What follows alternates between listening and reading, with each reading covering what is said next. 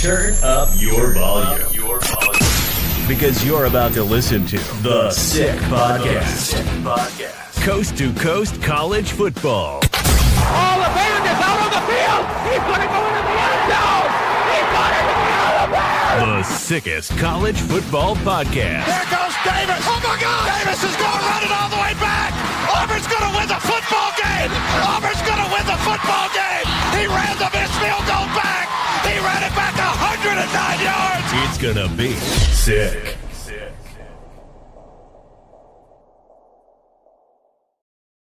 That's right. It's the SIG Podcast, Coast to Coast College Football Show. I'm John Lund, the East Coast side. He's Dan Lynch, the West Coast transplant. It is Thursday, July 17th, 2025, as we record this. And we're excited to bring you yet another show about college football. As if you thought you had met your quota. No. There's one more to throw into the old queue. Put us on 1.5 speed and you'll be done in 20 minutes or so and get all your knowledge and everything that you need. Dan, how are things over in sunny, I'm assuming, Los Angeles? Yeah, definitely sunny. Good weather so far throughout the day. Beautiful here, man. And you know, every day we get closer to the start of week 0. If you had to take a guess, Johnny, how many days we have until week 0, what's your number? Yeah, that's funny because I was going to open the show throwing that immediately to you because you have like the ticker on the wall of your apartment ready to rock. So I have no idea how many weeks away we are. What is it week-wise, like 6 weeks away? So we have 35 days until college football. So about 3.5 weeks, bro. Yeah. Comes up quick once you get into July, especially the middle of it, because August is the place to be. And if you're a college football fan, you know you're getting close when the conferences start their media days. Last week's show, we talked about Big 12, which held its media days in a 2-day affair. I think maybe they did 3 now that there's 16 teams. They probably did 3, but not to be outdone. The SEC, which happened this week, 4 days for the old SEC. 4 days, bro.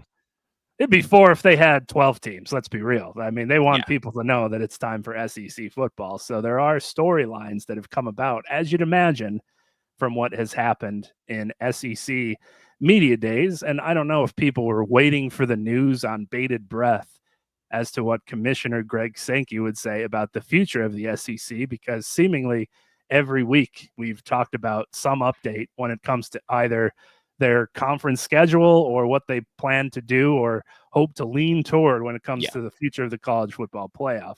This media days, he was on the conference side of things, adopting a 9-game conference schedule. The quote from him that went around is, "I think we should be working toward that." In a wide-ranging interview he did with ESPN, the 4-letter network at SEC Media Days, "My life doesn't end if we don't," which is good. We don't want to see Greg Sankey's life end from conference schedule alignments. There's this absolutist notion that he's going to dictate what's going to happen. I think we should have an adult conversation. We should be able to make a decision. I think 9 games would promote great interest through the year, but it would be hard to coach. I've had candid conversations with coaches, and I've told them that. Now, for those that don't know, they have till November 30th to change the 2026 format, which is 12 teams. The 5 conference champions automatically get in. This year's change to that is that the seeding doesn't have to just go 1 through 5.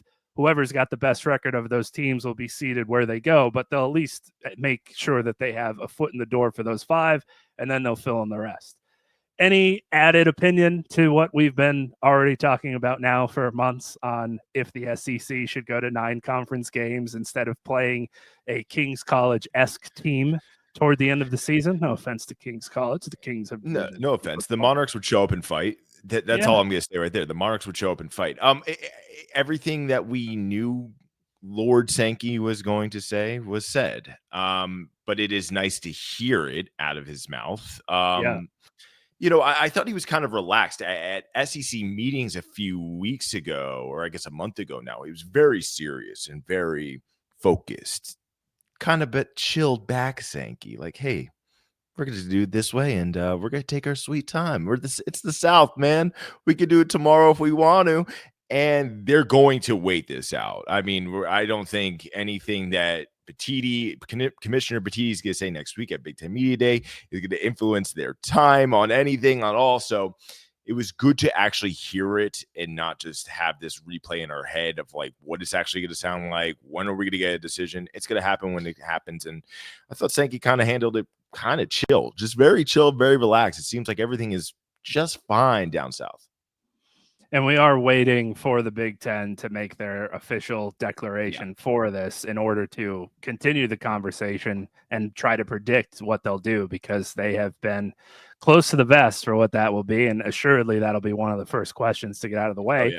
And he'll either have a honest answer about it and give us something to go on, or say, we're dealing with that in-house and we'll let you know when we know, type of deal. So I'm sure he'll be prepared for it. It's not going to catch him off guard, but it will be a matter of if he wants to throw this out there into the ether and have people focus on that, or if he'll pivot to more toward, hey, we're at that point, close to 2.5 weeks till the college football season starts. We're focused on 2025 heading into 2026. We're not even thinking about what's going to happen for next year's college football playoff. We just want to make sure that we're well represented in this year's college playoff. And here's how many teams I think might get in this year, and then just drive the conversation that way. Very professional PR. No doubt. No doubt. He's definitely the strong but silent type of leader. You know, you got Brett Yormark, who's, you know, the media, like, hey, I'm going to say something crazy and let's go Big 12. And then you got Sankey, who's chill Sankey right now. Phillips, I think, is a little antsy and like, hey, well, we're hanging out. Yeah. We're fun. You know, like, watch us. I know the alliance. Exactly. We're getting away from that. I know Florida State, we're trying to get away from that too. Clemson's going to be good this year. Okay. Yeah. Hey, Miami was really good too. So yeah, it's hopefully we get something out of Petitti next week. But yeah, at the same time too, it's like, hey, the Big Ten returns a bunch of really great teams, including the national champion from last year. So we're not really worried about that. We just won it all last year in this format. We're going to try to win it again here. Let's see what happens. I'm willing to bet that's what he kind of goes off of, but should be interesting. It's also I kind of remind myself, like, even today, like, what does Tony Petitti sound like? Like, I forgot what his voice sounds like. And I feel like when he first got the job, like, I kind of thought he was going to be more of the Brett Yormark type of commissioner, doing a lot of media, sticking his neck out for the league. Obviously they added, you know, USC, UCLA, Oregon, and Washington. I thought that was going to be like hey, we are the true coast to coast conference. Shout out to the Coast to Coast podcast. But he kind of just has been very silent, very chill. But hey, they won the national championship last year. Something's working over in Big Ten country. Yeah, and Kevin Warren was similarly not really getting on a pulpit every week to talk about what was going on in the conference. And what benefits them is they don't need to. They showed it on the field the last couple of years, and they can say, hey, look what we've done. Who cares about the future? We know we're going to be there. So it doesn't matter, really, if you think about it, how many teams, what the format looks like. We'll be there no matter what. So you don't have to worry about us. Let the other guys punch each other and figure it out, because we know the Big Ten is going to be well represented. We did have another voice of the Big Ten, or the SEC, I should say, talk about what he hopes the future may bring. That was Eli Drinkwitz of Missouri fame. Love Drink. He had a couple different things for the college football playoff. He said he'd 100% like to eliminate the CFP selection committee from the process and isn't opposed to getting rid of the SEC championship game. Increasing the field by 2 or 4 is, quote, inconsequential, and his ideal model would allocate 4 guaranteed spots each in the Big Ten and SEC, 3 in the ACC and Big 12, 1 for the highest ranked Group of 5 conference champion, and 1 other at large. So he, like a lot of college football fans, after their team or conference might have been hurt by the committee's decision to do what they do and not really be open with the public about how they're going to go about it from year to year, says just don't even worry about it. Let's just put numbers up and we'll fill out the slots like this. Big Ten and SEC get 4, ACC and Big 12 get 3, highest ranked Group of 5 conference champ and another at large. We're good. Works for him, putting the number at 4, because as you'll see for the other comment that he made, he's keeping Missouri in mind when he's talking about the future of the college football playoff. And as we've mentioned, when coaches do this, you can't blame them, despite their future not set in stone at all when it comes to being a college football coach. Where they are now is who they're going to try and bring to the front of the conversation. So he says 4 and is probably thinking, we got a decent shot, perhaps, in year after year at getting our guys in. We were close last year. We were in the conversation. We had arguments to provide. If we have arguments every year, maybe we'll get the 4th spot. Yeah, and again, the biggest point that I'm taking from that is maybe we get that 4th spot. I mean, Missouri is just a team that's kind of always on the brink where you're watching them and you're like, that's one of the best teams in the country right there. And then the end of October, November comes around, and you're like, what just happened? Like a wild injury to a quarterback that, comes out of nowhere. Maybe he could come back, but Drink says, no, he's not coming back and playing. They kind of always just shoot themselves in the foot. But Drink is just like, I just love him as a personality. Like, I wonder if he's ever going to get a job bigger than Missouri, or that's kind of his ceiling. Is he ever going to leave that program? I don't know. He's done such a great job there. He's seen so much legislation also just strictly in the state there to be good. So if you're putting in all that effort there, you're voicing this, I guess, radical college football playoff take of what's going to help.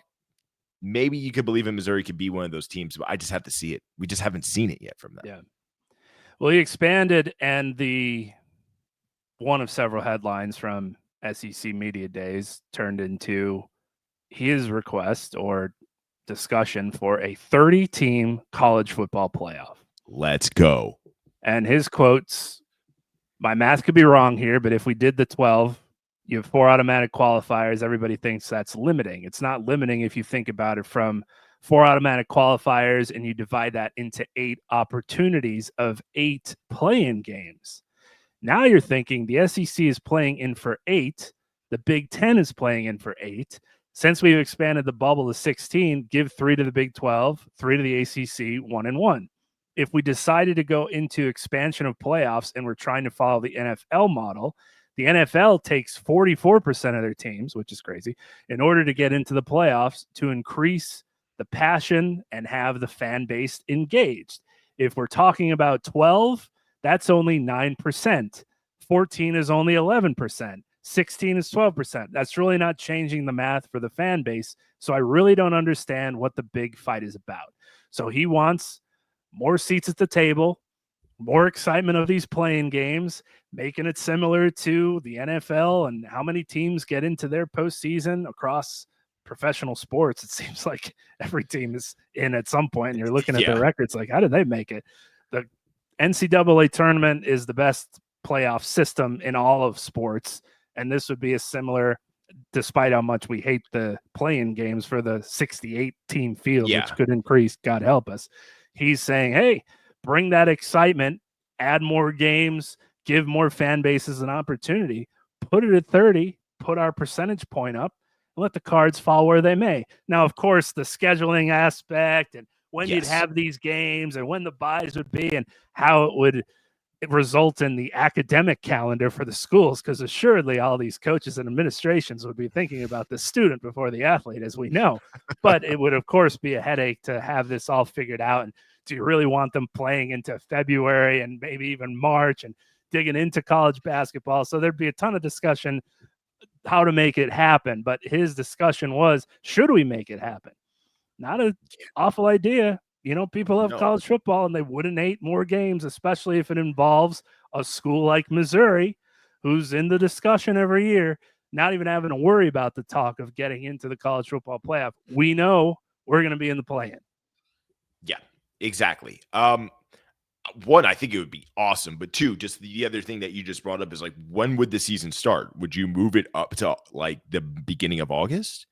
You know, or even early July to kind of end it in maybe late February? I mean, the season's already really long right now, but definitely interesting. I definitely think everything is kind of on the table for the future of the college football playoff.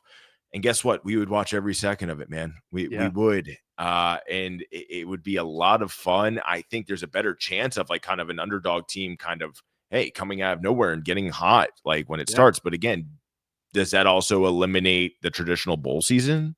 Like, could anyone just make a bowl game now? the transfer portal, when would those windows happen? Because if you expand the season, when's the window going to be open? I thought we all just got that figured out. And guess what? If you're doing a 30-team playoff, do you know how much money that's going to cost a lot of schools? Yeah. And kids are going to want more money for even playing in playoff games. So interesting to think about, but he definitely is a thinker. He definitely is a thinker, my friend. Yeah, on paper, if you just took all of what you just said away and put a bracket together, 30 teams, Yeah. and like, for example, who would have made it last year, you could fill that out and have the time of your life deciding on who might make a run and where the home games would be now that that's a thing and what they'd call it, of course, because sponsors would love to have an opportunity to jump in to potentially get games that wouldn't be part of the bowl system. And there's all sorts of positives to it, but the scheduling aspect of it and making it actually happen seems to be an incredible headache, and also goes against something that purist college football fans have loved about the sport, where you have to be one of the best handful of teams to even have the chance to compete for a national championship. We had it at 2 for forever. We had it where schools were just saying, hey, we're good enough. We're just going to kind of say we won the title for this year and split it with you. How's that sound? Because we were both the same record and we beat this team and that team, and it's not official, but we'll put up a banner. Don't worry about it. We love college football. To then 4 and bringing the excitement of a college football playoff finally and driving that home for still how important regular season games were. And now we're at 12, potentially going to 16, and it sometimes takes away some excitement for a rivalry game that a team could lose and not matter because there's still so many other games to be played. 3 lost teams are obviously now part of the discussion to get in, where years ago that wasn't even part of any conversation. Once you got to 2 losses, be undefeated. You were most likely gone. You had to be undefeated, and if your one loss happened, it had to be to a great team in order for you to be considered. Now it's a completely new ball game when it comes to how many games you could afford to lose because of what teams we have now available for the college football playoff, which isn't the worst thing in the world. It's nice that there's more opportunities and there's going to be a lot of competition. We mentioned it several times doing this show now, just how exciting last year's college football playoff was in its first iteration of 12. That's not going to go away. 16, that's up for discussion as to whether or not that's too many. 30, man. The math does work percentage-wise. It's still not even close to including all the teams that the pros do. But when it comes to college football, is there really 30 teams worthy of a national championship from year to year? No. Even with NIL, even with the transfer portal, even with parity now really taking over all the Power 4 conferences, you'd be hard arguing those last 10 teams, 15 teams. And, of course, we would. People find ways to argue about the NCAA tournament. Those bubble teams that nobody cares about couldn't get over 500 in some cases in their conference. People are still banging down the door to get them in year from year. So there would be fan bases doing the same. But I enjoy that aspect of college football where it's just like, man, you got to be great to even have a shot to get into this thing, to play, to show everybody you're the greatest. Yeah, I mean, also 30's a lot. And also it probably would change the way that rosters were built, right? Like, you know, you would have to be recruiting probably double the offensive linemen coming in just because of depth. You never know how many people are going to get hurt. You better be bringing in 2 5-star quarterbacks every single year, because maybe you're in that 30-team playoff and then all of a sudden, you know, you make it to the 3rd week of it, your guy's down, and then you have to bring someone else in. If you have just a normal Joe Schmo 1-star back there, good luck winning it. So it would be wild. Maybe we could put it through our college football 26 EA Sports video game simulator to see how it would work at first. I was just going to say that. Maybe throw it into the video game as an option when the next reboot comes up and they refresh all the mistakes that they've made and glitches for the first week of the game. Have that an option. You could switch conferences and bring the Pac-12 back and create everything you'd like to do for that. Make the college football playoff have an option where you could just fill a bracket out, man. You want 64 teams to mimic the basketball season? Go ahead. Knock yourself out. Tell us how it goes. Be wild. Be crazy. Put it on social media and we'll throw some money down on it, man. Hey, people are going to be interested. They're not going to want less college football, but logically, very hard to come up with something. But it was nice that he had that in his back pocket when it was toward the end of media days. You're running out of questions for these guys. throw that on the fire and see if it sticks to the wall. And he tried. So we're talking about it. So it obviously worked. The SEC is getting a moniker, although you could argue this moniker for basically all the conferences, except for usually the Big Ten. But folks are saying the Conference of Quarterbacks, which is what the ACC was able to take. We did Big 12 media breakdowns from their days last week's show and showed there's a ton of great quarterbacks that are going to be in that conference. Well, the SEC, as they do, raise their hand and says, not to be left out of the party, look at what we have coming back. So just a couple of names that have been getting thrown around by some of the SEC media. LSU's Garrett Nussmeier, obviously, probably the most established returning starter. Oklahoma's John Mateer, who transferred from Washington State and had maybe one of the best seasons of a quarterback from last year, and his offensive coordinator's coming with him. His predecessor, Jackson Arnold's now with Auburn. Vanderbilt's Diego Pavia upset #1 Alabama last year, so he's very vocal and excited for that and hopes to be able to compete for a college football playoff, even though Vanderbilt Stadium necessarily wasn't ready to compete for a college football playoff last year. It's coming along. It'll be good. Don't worry about looks that. Beautiful. Yeah, the construction happening during an upset is something that you never thought you would see. DJ Lagway, of course, at Florida. What do we know about him now after a freshman season where it's not like he was starting the whole time but showed incredible flashes? And then, of course, the darling of college football, the star, Arch Manning, who was mobbed on his appearances, as you'd imagine, for SEC media days. It's such an interesting case with Arch Manning because it is. People may not realize this if you're a casual fan, that he's been on the Texas football team now for 2 seasons. 2 full seasons. He has been on the bench for the Texas Longhorns.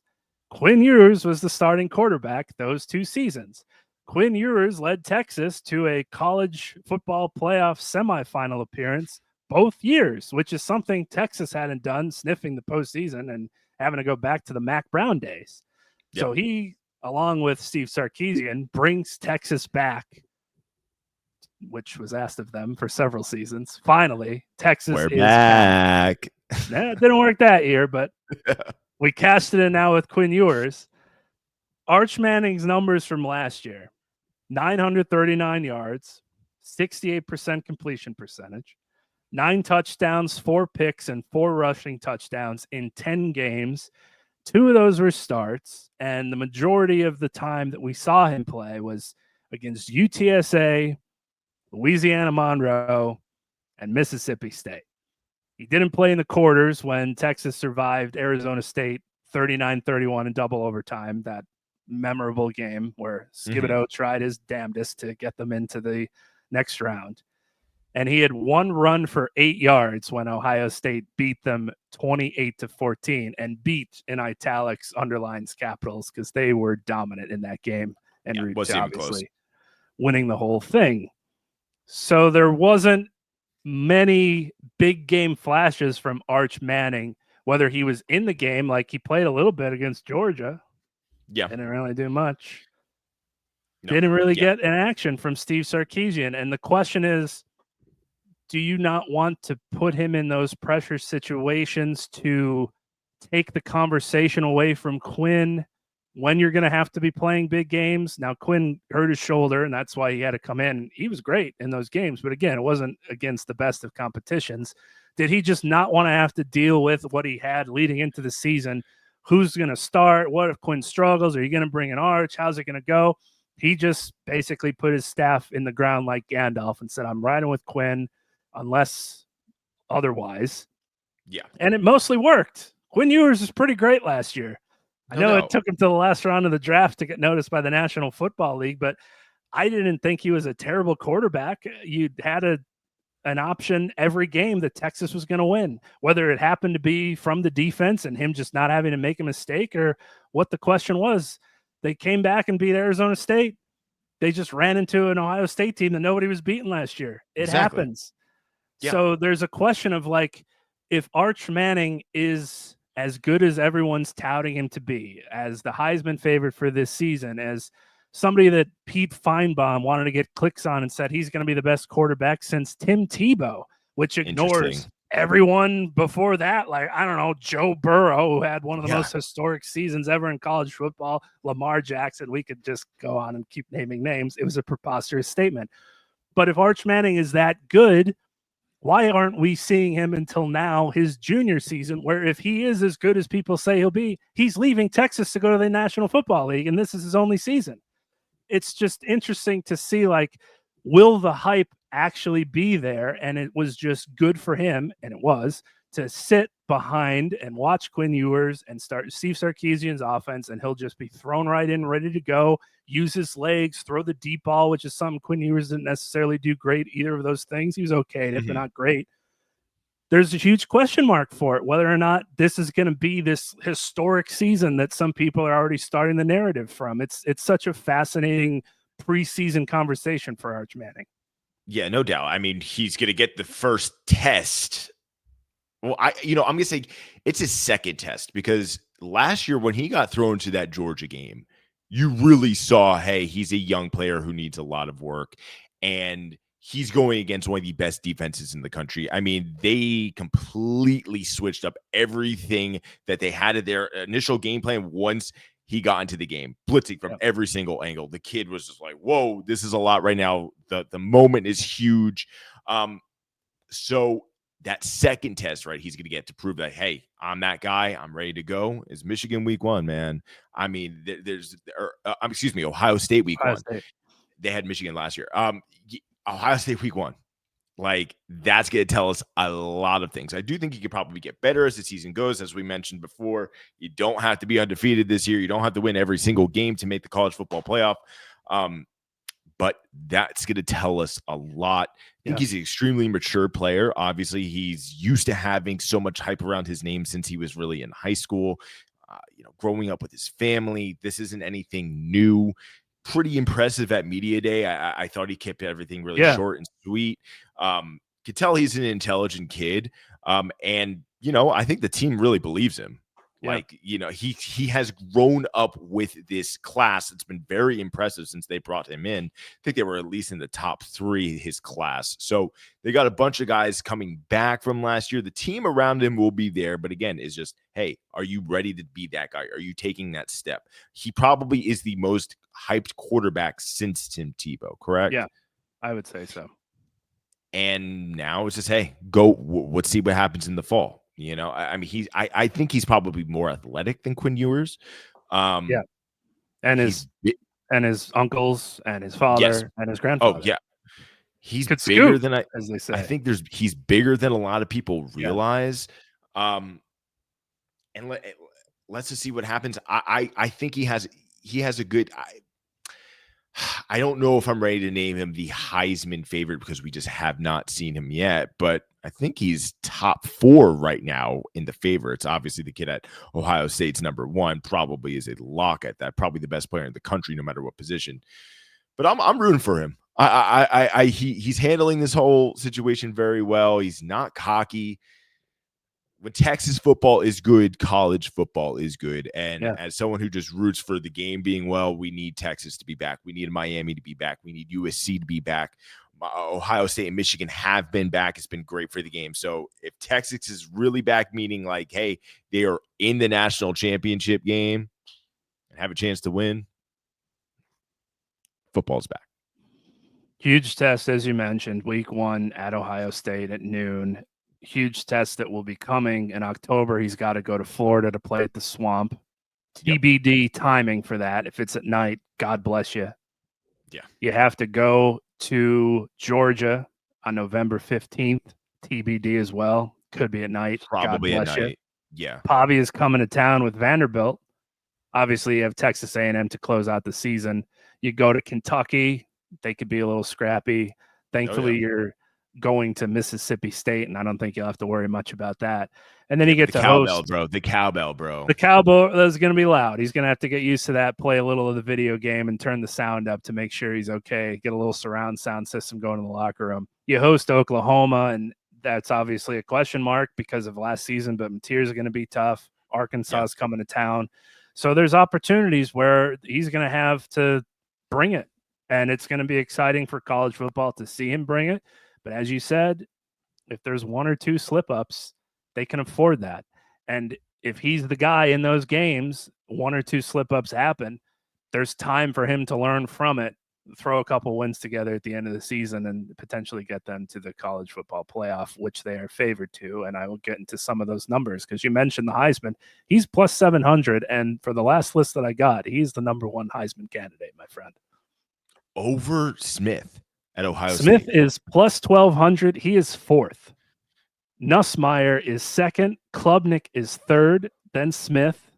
Julian, just saying, their quarterback at Ohio State is right behind it, plus 1,500. Drew Aller, Lenore Sellers, Dante Moore, DJ Lagway. Gunnar Stockton is listed, of course. Ryan Williams from Alabama. Austin Simmons, quarterback at Ole Miss. And John Mateer, Oklahoma, plus 3,500. He's the last name listed for any of note. And if you follow Greg McElroy and what he knows about quarterbacks, his top five is Mateer, Nussmeier, Sellers, Lagway, then Arch. So a lot of folks are putting him in that fourth or fifth best just in the SEC. And we'll wait and see because, as you mentioned, right out of the gate, there's going to be an opportunity to turn some heads. And for people that don't know, just to go down quickly what last year looked like, Texas obviously led the conference at 7-1. Georgia, Tennessee, Alabama, LSU, and Ole Miss. Those former three were all 5-3. Missouri also 5-3. South Carolina also 5-3. Texas A&M also 5-3. Florida came on late. They ended 4-4. Our Kansas, not your Kansas, 3-5. Vanderbilt 3-5. Auburn 2-6. Oklahoma 2-6. Kentucky 1-7, and Mississippi State 0-8. And that doesn't mean that you're not going to get a test every time you play an SEC team, as we know. So records get thrown out the window, thankfully, for some of those teams, and some of those teams are obviously looking to prove something. If you're looking to Vegas to maybe guide your hand, Alabama is a 9.5 for their wins over or under.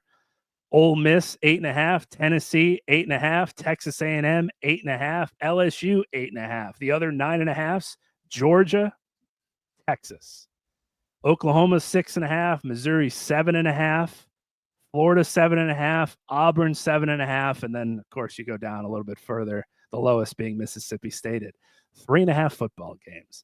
To win the conference, Vegas thinks it's going to go Texas, Georgia, Alabama, LSU, Texas A&M, and Ole Miss. They're plus 1,500. Tennessee and Florida plus 2,200, and then you continue down. Then to make the college football playoff, similarly so, Texas, Alabama, LSU, Ole Miss, Texas A&M, Tennessee plus 300, Florida plus 400, Oklahoma plus 550, Missouri plus 800. Texas, Georgia, Alabama, LSU, again, the top four favorites to win the whole thing. Florida and Texas A&M, Ole Miss, Tennessee and South Carolina, and Oklahoma. So a lot of familiar names are up at the top of the list, and Vegas is leaning heavily toward Texas. They think Georgia will obviously be there. Alabama is going to come back and be a stronghold in the SEC, as they often do, and that would be good for their semi-new head coach. LSU, Brian Kelly, fourth. Then Texas A&M, Ole Miss, Tennessee, Florida. Throw them around to see what happens with that.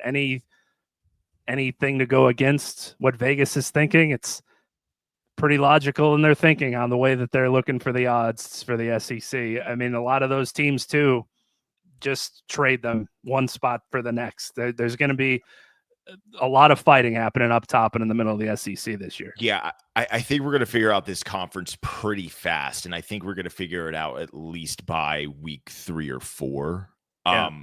The one team that I'm questioning on, and I really like what they bring back. They have a couple freaks of nature on the defensive side, but the guy I want to talk about is Lenora Sellers at South Carolina. Yeah, very impressed with what he is. Also, as a person who wears glasses, he is a fellow glasses man himself. The Rex Bet King, he's going to get a hell of an NIL deal. And I love Shane Beamer. I love what that team brings. I think they're kind of in a weird underdog situation right now, but they were impressive last year. They could definitely play with the big boys. That's the one team that I would move up a little bit. But again, we still have to see it on the field every single year. All these quarterbacks are freaks of nature, but Lenora Sellers, man, I am looking for a big season from him in South Carolina, the other USC. If you're looking to throw a little shekel down on South Carolina to win the whole damn thing, plus 6,000. So book like your that number. tickets for that. I like that 60 number. to 1 action. Doesn't hurt. If you think they'll Okay. just win the whole SEC, plus 2,500. Still getting great odds for South Carolina. You'll obviously do better off if you just think they'll make the college football playoff because they'll have a better chance. But their win total, I don't have it written down. So we'll say 8.5. How's that for South Carolina? They might sometimes they randomly pull teams off the board, which is great when you're trying to put a show together and give odds out. But probably 8.5, I would assume, just based on where they're at, and see how the odds go for that. So there's the SEC very quickly, just to get a good feel for SEC media days and what came out of that. And of course, we'll dive a little bit deeper in a couple of weeks leading into the season. I want to throw a quick toast or roast to you, because of what happened on the old social media machines today, being Thursday. You could find really anything to tickle your fancy. If you want to address Eli Drinkwitz saying he's not going to talk about Jeffrey Epstein's list, that happened to be a little bit of part of the news today on a Thursday. But what I want to focus on for Toast or Roast this week, there's a little bit of an unfortunate incident that happened at a Coldplay concert up in Boston. A gentleman and his lover, as we come to find out, were shown on the kiss cam. Chris Martin's just playing the acoustic guitar. They're showing people in the stands, and they zoom in on this couple who have their arms wrapped around each other and hands held. And when the camera hits them and he goes, "Oh, look at these guys," they immediately see themselves, and just this guy dives down into the suite and gets out of the camera frame as quick as possible. This girl turns her head and she tries to get into the back, and everybody's like, "Oh no." And Chris Martin even says, well, they're either having an affair or they're a little bit embarrassed to be on camera. And it turns out, after some digging, which of course one's known to do on social media now after that video went viral, they were not married and having a little bit of an affair. The couple is astronomer CEO Andy Byron. Had no idea what astronomer was until today, so shout out to their stock. And his firm's chief human resources officer, Kristen Cabot, which, who do you go to if you're dating your boss and you're the HR rep, who would usually be the person to have discussions about boss relations in a workplace? They were on the Jumbotron at Gillette Stadium on a Wednesday night at a Coldplay concert, and his wife has now taken his name down on Facebook and LinkedIn, and seemingly is going to be headed toward, he's, I believe, worth somewhere as a billionaire and will happily be able to take half of what he's owed. So although this was an embarrassing moment for her, she might get paid what that's worth. It was just something that, as much of a cesspool as Twitter is now on a day-to-day basis, we still sometimes get a taste of the old days where something would just go viral through everyone's feed and we're all on the same page, like similar to watching Game of Thrones on a Sunday night. Everybody's tuned in. So my toast or roast for you is a sporting event or concert the worst place to be caught by your significant other cheating on them live, when it comes either right there where they could see it on TV or it goes viral somewhere else and they find out you're in a relationship because you were broadcast on the Jumbotron at a sporting event or concert. No one knows except for the handful of people involved, unless it happens to go viral because you dive out of the camera and make a scene and end up putting up a lot of radars for people as to what just happened. We should dig a little bit deeper in this. If they acted cool and just waved back, they would have just went to somebody else. And if you didn't happen to see it, maybe they'd be okay. Toast or roast getting caught cheating on your significant other at a sporting event, and now, who knew, a concert. You got to watch where you are these times, Dan. Roast. And out of every single place to get caught, it's a Coldplay concert, dude. Like, man, no matter what, like, you're gonna hear Coldplay on the radio no matter what. If you're just listening every single day, Viva La Vida will never be the same. Yellow will never be the same. I mean, dude, rough look for that guy. I hope everything comes to the both of them, because if you're cheating out there, either in college football or on your spouse, you will get caught. And sometimes it just happens to be on a big screen at a Coldplay concert, my dude. a Coldplay Doesn't matter concert. how much money you have in your account. Don't get comfortable when you're up to your extracurricular activities and extramarital affairs. Don't think because you bought the suite and you're away from everybody and it's going to be a nice romantic evening that you're out of the public view, because someone somewhere can just take a quick picture or take a quick video when you're up on the screen for thousands and thousands to see. And now literal millions of people know that you've been cheating on your wife. So the best way that she could get back at him, if that's the route that she wants to go, is get in the car after all this is settled, when you're heading to the courthouse to sign over half of what's in his name, at least half, get the house, the pool, etc. Roll down the windows and turn on the old Spotify and scroll down till you find the Coldplay playlist, and let some Fix You blast through the speakers as you're sitting at the light, ready to have your life changed. Lights will guide you home, and I will try to fix you. Sign on the dotted line, bitch. That's going to do it for the Sick Media Coast to Coast College Football Show. I'm on Twitter at London Bridge. Thankfully, there's nothing going on there that you can find on me, and nothing for Dan at Dan Lynch Spurts, SPURTS. At SickPod Media, we are at SickPod CFB on Twitter. We put out different clips from the show throughout the week, so follow us there. And, of course, like, subscribe, review, all the great things on YouTube, Apple Podcasts, Spotify. Wherever you find your podcast, you can find us. Dan, stay safe out there. Stay safe when you're going to a concert or a sporting event, because you never know who's watching. Just keep your head on the swivel at the next USC or UCLA game. Stay safe at the next sporting event, man. Who knows who's watching? See you guys next week. And that's a wrap. Hope you don't miss us too much until next time. Follow the Sick Podcast Coast to Coast College Football on YouTube, X, Google Play, and Apple Podcasts.